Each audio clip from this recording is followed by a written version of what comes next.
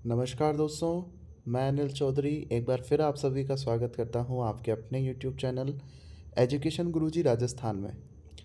दोस्तों, आज के इस वीडियो में हम बात करने जा रहे हैं सूचना सहायक भर्ती विज्ञप्ति के बारे में, जो कि कल राजस्थान कर्मचारी चयन बोर्ड ने विज्ञप्ति जारी की।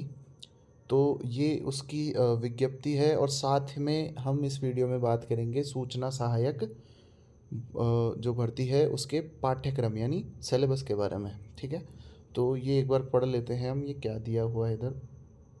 ये यहाँ पे सूचना सहायक के पदों पर सीधी भर्ती हेतु परीक्षा की स्कीम निम्नानुसार होगी। यानी परीक्षा दो भागों में होगी। क्या कह रहे हैं ये? परीक्षा दो भागों में होगी, जिसमें आपके कौन कौन से होंगे, ये देखिए, दो भागों में होगी, दो भाग होंगे परीक्षा के।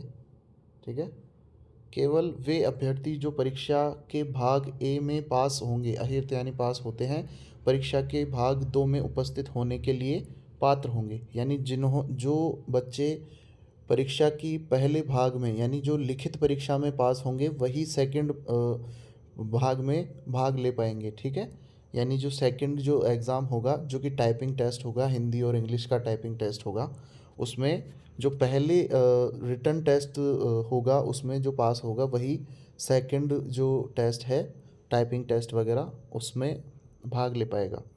अब इसमें क्या है, परीक्षा के भाग एक के लिए क्या दिया हुआ है आगे, एक मिनट। अनुज्ञात अंक और समय तथा परीक्षा के भाग दो के लिए अनुज्ञात समय निम्नानुसार रहेगा। यानी यहाँ पे समय और अंक आपको दिए हुए हैं। ठीक है, तो भाग एक में लिखित परीक्षा होगी, ये देखिए, ये लिखित परीक्षा दी हुई है आपके। और इसमें क्या क्या आपसे पूछा जाएगा, योग्यता परीक्षण, सूचना प्रौद्योगिकी में सामान्य जानकारी और कंप्यूटर के मूल सिद्धांतों के बारे में आपको प्रश्न पूछे जाएंगे। और अधिकतम अंक होंगे आपके 100 अंक होंगे। ठीक है, 100 अंक आपसे 100 अंक आपको दिए जाएंगे और 3 घंटे का आपका पेपर रहेगा। ठीक है, 3 घंटे का आपको समय दिया जाएगा। भाग दो में क्या होगा, भाग दो में आपके हिंदी और अंग्रेजी की टाइपिंग होगी। टाइपिंग स्पीड की टेस्ट किया जाएगा, जिसमें हिंदी में भी आपको 15 मिनट का समय दिया जाएगा और इंग्लिश में भी आपको 15 मिनट का समय दिया जाएगा। ठीक है, आगे देखते हैं। अब इसमें क्या दिया हुआ है कि जो भी अहर्ता टंकन गति परीक्षण यानी जो टाइपिंग होती है उसमें जो गति परीक्षण होगा उसमें कोई अंक प्रदान नहीं किए जाएंगे। ये टाइपिंग टेस्ट में आपको कोई नंबर नहीं दिए जाएंगे। और योग्यता सूची परीक्षा के भाग एक में प्राप्त अंकों के आधार पर ही तैयार की जाएगी। जो पहला भाग है यानी रिटर्न टेस्ट जो लगेगा आपका, जो रिटर्न एग्ज़ाम लगेगा, उसके आधार पर ही आपकी जो भी प्राप्त अंकों की सूची होगी वो तैयार की जाएगी। केवल वे अभ्यर्थी ही टंकन गति परीक्षण में अर्हता प्राप्त करते हैं योग्यता सूची में सम्मिलित किए जाने पात्र होंगे। ठीक है, वे अभ्यर्थी जो टंकन गति में अर्हता प्राप्त करते हैं, यानी जो अगर टाइपिंग टेस्ट में फेल हो जाता है, ठीक है, तो वो बाहर हो जाएगा। आपको सिर्फ पास करना है उसको। ठीक है, इसके अंक आपको नहीं दिए जाएंगे। अब है भाग एक लिखित परीक्षा का पाठ्यक्रम। ठीक है, पाठ्य विवरण। इसमें आपसे क्या पूछा जाएगा भाग एक में, इसमें आपके भाग एक में पूछा जाएगा आपसे, भाग एक में आपसे पूछा जाएगा एप्टीट्यूड टेस्ट। ठीक है, general awareness in information technology, general question आपको आने चाहिए टेक्नोलॉजी, इंफॉर्मेशन टेक्नोलॉजी के। And fundamentals of computer, computer के बारे में ज़्यादा चीज़ें हैं, यानी 70% क्वेश्चंस आपको कंप्यूटर के पूछे जाएंगे। इसमें आपके भाग बांटे गए हैं। भाग एक में भी भाग हैं ABCDE और नीचे FG। तो ए में है problem solving, data interpretation, data interpretation. ठीक है, और डाटा सफिशिएंसी, लॉजिकल रीजनिंग हो गई, mental ability and analytical reasoning. इसमें फिर आगे है general knowledge and current affairs, आपको इसमें पूछे जाएंगे relating to India and Rajasthan, यानी राजस्थान और इंडिया से संबंधित आपको जनरल नॉलेज और करंट अफेयर्स आने चाहिए। अगला है major developments in the field of information technology, यानी आपको इंफॉर्मेशन टेक्नोलॉजी में जो मेजर डेवलपमेंट्स हुए हैं उनके बारे में आपसे प्रश्न पूछे जाएंगे।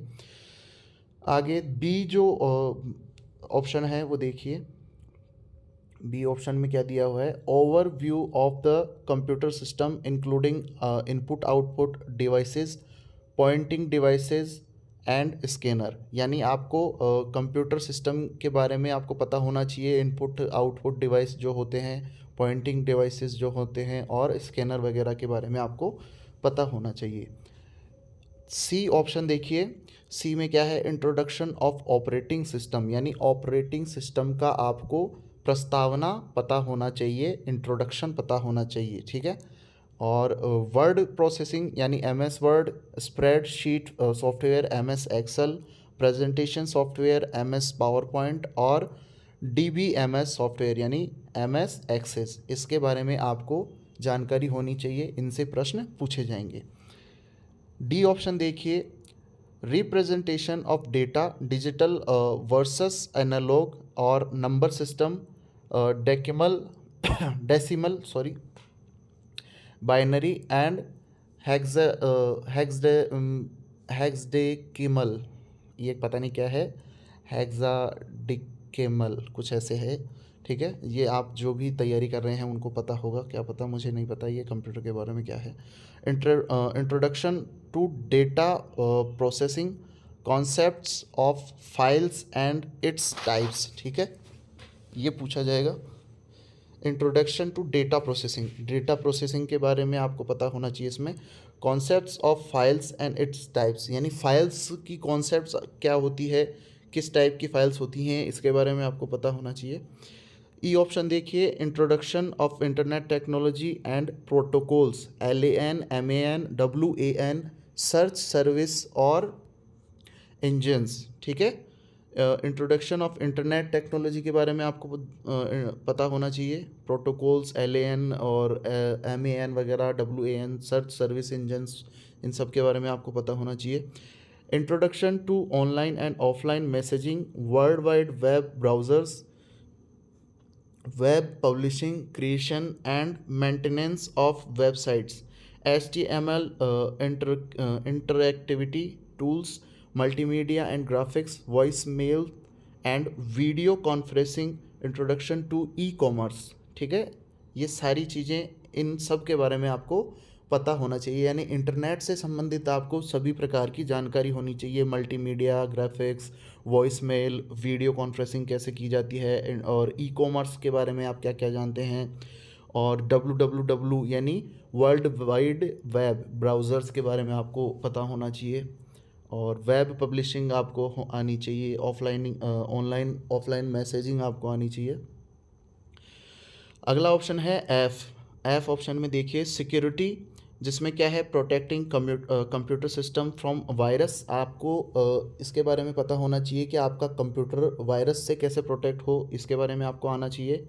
And malicious attacks, introduction to firewalls and its utility, backup and restoring data, यानी कंप्यूटर में सिक्योरिटी से संबंधित सारी चीज़ें आपको आनी चाहिए, इससे प्रश्न आएंगे, ठीक है। अगला ऑप्शन है जी, ठीक है। इसमें क्या है, algorithms for problem solving, introduction to C language, C language आपको पूछी जाएगी, principles and programming techniques, introduction of object oriented programming और concept, introduction to integrated development environment and its advantage, यानी आपको प्रॉब्लम सॉल्विंग्स के बारे में पूछा जाएगा, जिसमें आपको सी लैंग्वेज के बारे में पूछा जाएगा, और प्रोग्रामिंग टेक्नोलॉजी के बारे में आपको पूछा जाएगा, introduction of object Orient programming के बारे में, OOPS के बारे में आपको पूछा जाएगा, ठीक है। तो ये तो था आपका भाग 1, यानी जो लिखित परीक्षा होगी सूचना सहायक की, उसमें आपको 100 प्रश्न पूछे जाएंगे। तो ये पूरा का पूरा 100 प्रश्नों का पूरा पाठ्यक्रम है, ठीक है, जिनसे आपको प्रश्न पूछे जाएंगे। अगला है भाग 2, जिसमें केवल उन अभ्यर्थियों को कंप्यूटर मशीन पर हिंदी व अंग्रेजी भाषाओं में गति परीक्षण लिया जाएगा जो परीक्षा भाग 1 में अहिर्त हुए हैं।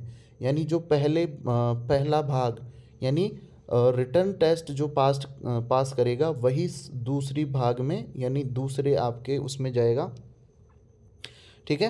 तो पहला लेवल जो पास कर लेगा वो दूसरा लेवल में जाएगा, और दूसरे लेवल में जो पास करेगा वो जॉब लग जाएगा, ठीक है। यानी पहला लेवल करते ही आपको टाइपिंग टेस्ट देना होगा। टाइपिंग टेस्ट में कोई अंक नहीं मिलेंगे, उनमें सिर्फ आपको पासिंग मार्क्स करने हैं, और अंक जो मार्क्स हैं वो आपको फर्स्ट जो टेस्ट होगा, रिटन टेस्ट होगा, उसके अकॉर्डिंग ही आपको मार्क्स दिए जाएंगे।